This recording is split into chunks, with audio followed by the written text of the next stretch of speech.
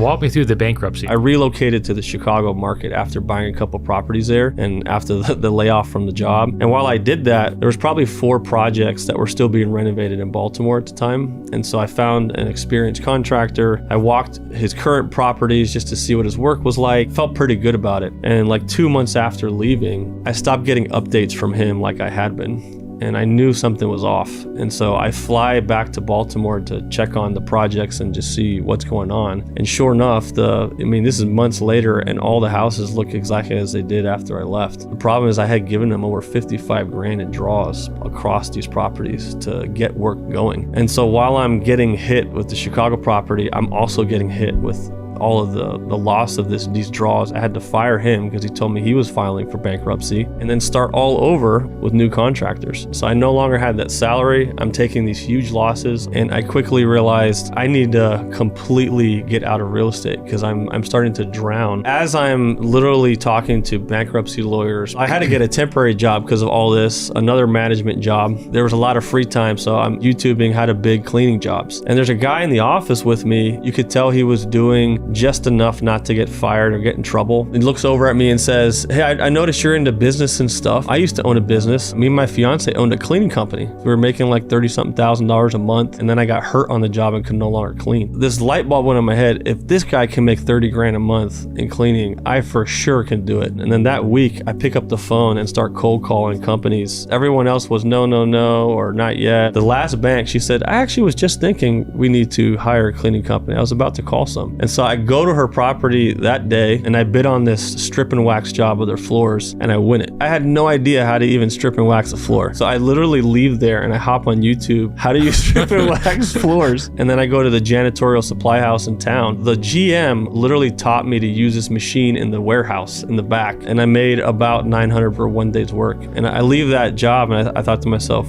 I think there's something here. Now that's a multi-million-dollar a year company.